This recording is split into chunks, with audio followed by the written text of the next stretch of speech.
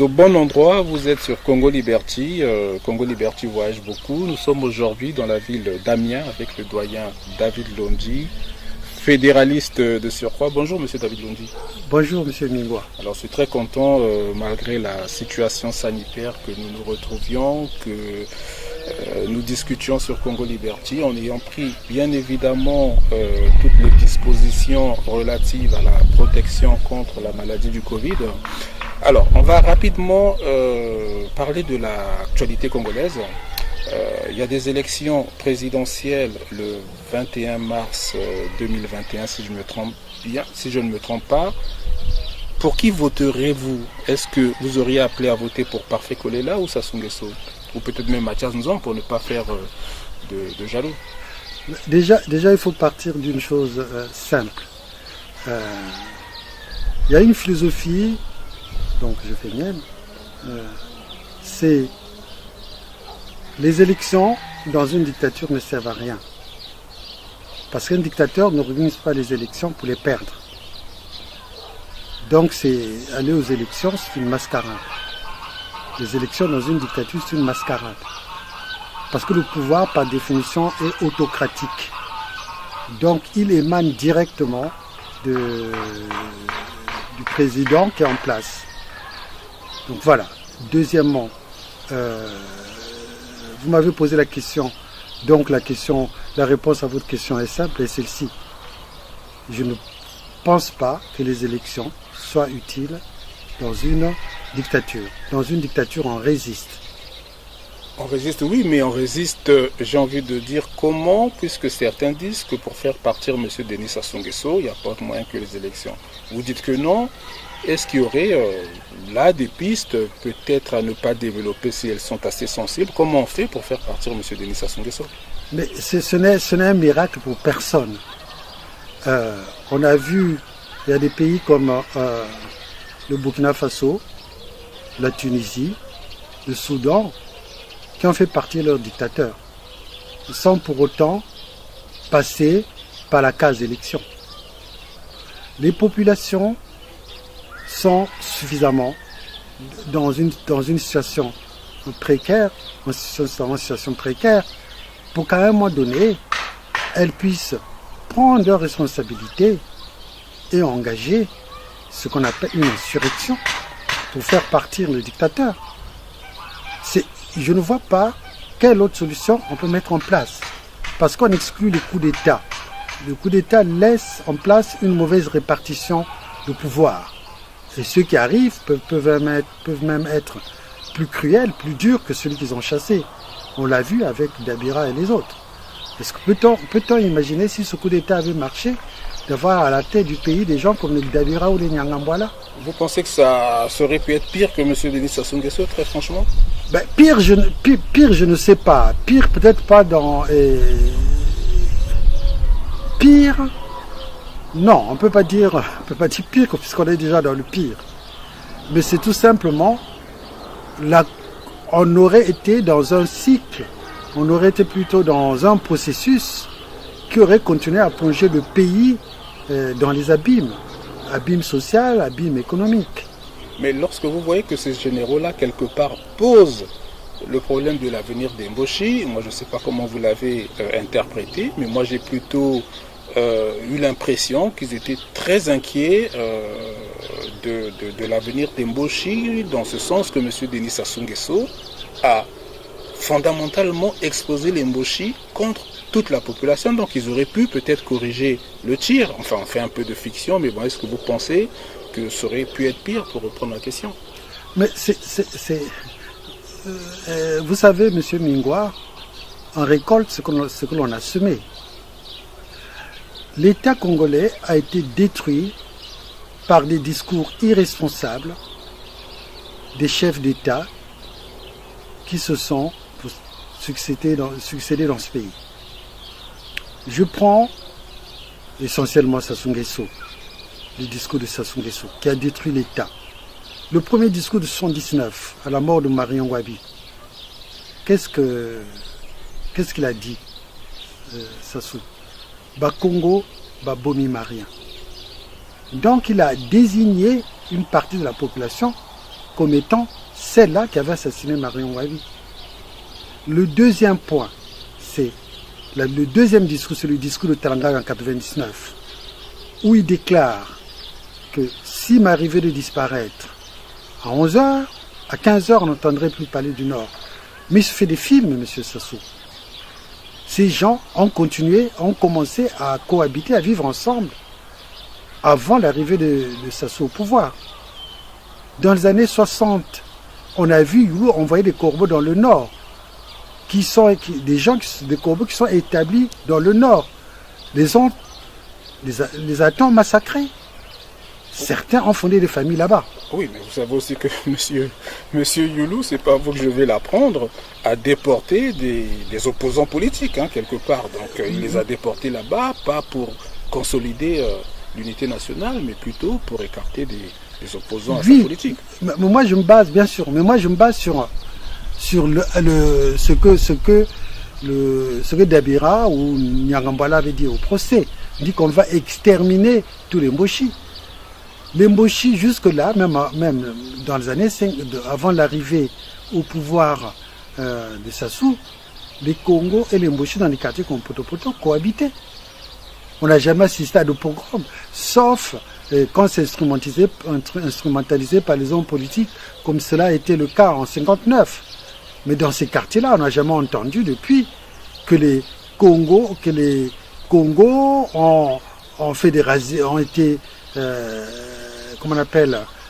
bastonnés les Mboshi et vice-versa. Ni à Potopoto, ni à Wenze, ni à Bakongo. Donc ce pays existe et les gens s'entendent. Eux, ce qu'ils disent là, ce qu'ils souhaitent, ils instrumentalisent le tribalisme pour rester au pouvoir. Mais ce que nos amis de la partie septentrionale doivent comprendre, tout le monde vit les mêmes difficultés. Quand un Mboshi, un Lari, un Vili, qui tu veux, un Bembe est malade, ils vont dans les mêmes hôpitaux. Ces hôpitaux qui ne marchent pas. Quand il faut envoyer les enfants à l'école, on envoie les enfants dans les mêmes écoles où il n'y a même pas de table banc. Donc, quelque part, il ne faut pas écouter ce discours. Ce discours est fait pour continuer à entretenir l'idée, parce qu'ils ont besoin d'une base sociale. Et si celle-ci se dérobe, ils perdent le pouvoir.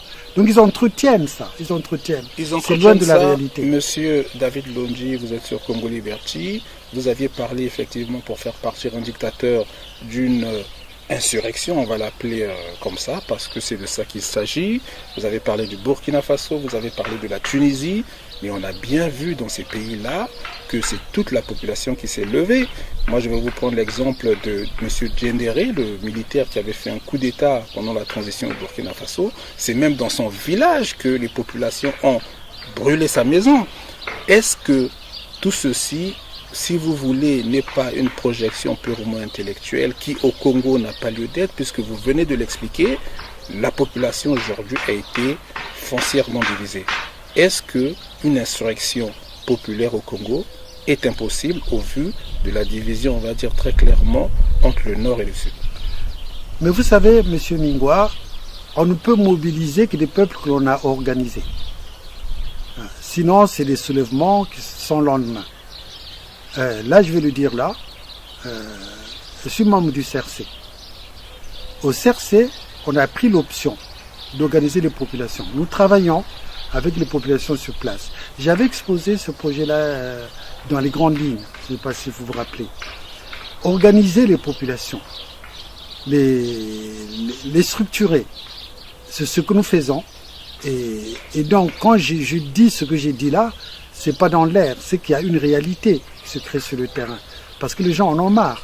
En tout cas, au CRC, on a clairement dit, pas d'élection, pas de dialogue, pas de coup d'État, mais une insurrection populaire que nous appelons la révolution du fleuve. Et cela va se faire. Nous travaillons avec toutes les parties, les gens de la partie septentrionale, de la partie centrale, de la partie méridionale, et nous les organisons. Ce n'est que comme ça que l'on peut chasser, désintégrer ce système. Vous parlez de non-participation aux élections présidentielles du 21 mars 2021.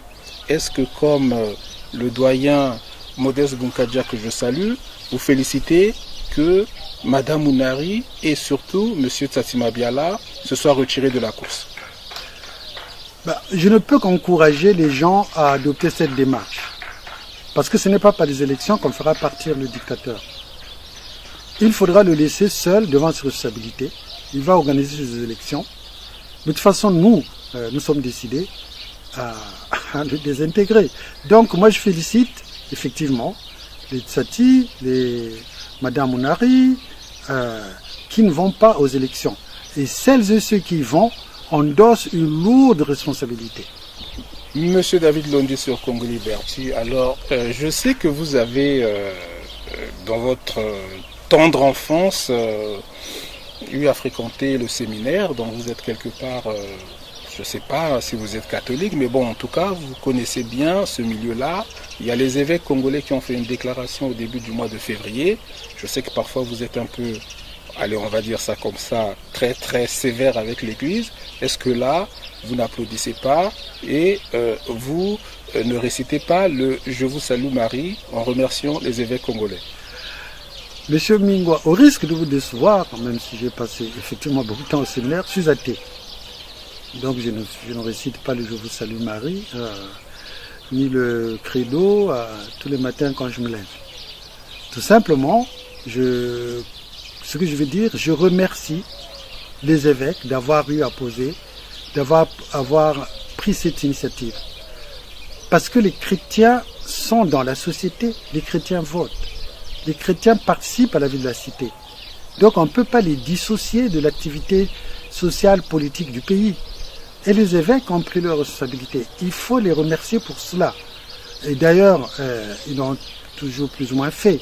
Mais cette fois-ci, ça a été très clair et net. Donc moi, je les félicite. Monsieur David Londi, membre du CRC sur Congo Liberty, vous savez aussi qu'il y a aujourd'hui un débat qui alimente les réseaux sociaux et jusque dans les familles. J'étais assez surpris. Vous êtes né quelque part, en tout cas dans une famille, vous êtes un ressortissant du sud du pays. Est-ce que vous êtes très clairement pour la scission du pays entre le nord et le sud? Si oui, pourquoi? Sinon, expliquez-vous. Tout simplement parce que j'ai toujours défendu les thèses du fédéralisme. Fédérer, ça veut dire réunir, associer. Séparer, ça veut dire dissocier. Donc c'est deux termes antinomiques. Je ne vois pas pourquoi on va séparer un pays parce qu'il y a eu des problèmes à un moment donné, parce qu'il y a eu des hommes politiques qui ont instrumentalisé les populations, et on arrive à lancer comment on appelle, des débats sur la séparation, le séparatisme ou la scission. Moi, je suis fondamentalement opposé à la scission du pays. Fondamentalement opposé. Monsieur David Londi, on arrive au terme de notre émission. Comme vous le voyez bien, on va bientôt arriver à l'heure du couvre-feu et puis il faut que je rentre à la maison tout simplement. Quel est votre mot de la fin? Mon mot de la fin, c'est d'encourager les populations à prendre leurs responsabilités. Il y a des structures, il y a le CRC qui travaille dans ce sens-là.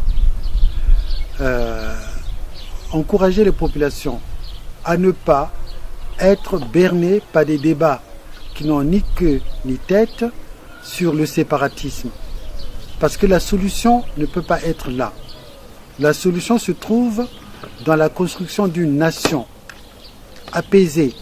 Et pour cela, il faut que toutes les composantes de ce pays, qui n'est pas encore une nation, qui n'a pas encore de peuple, s'asseyent autour de la table et discutent. C'est ce dialogue-là que j'appelle de tous mes voeux. C'est-à-dire, le dialogue, c'est la forme la plus avancée dans une démocratie pour régler les problèmes.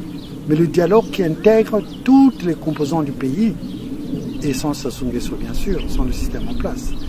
Et voilà, donc j'encourage les Congolais à s'organiser, à se structurer, à être prêts, parce que ce régime-là va bientôt se disloquer.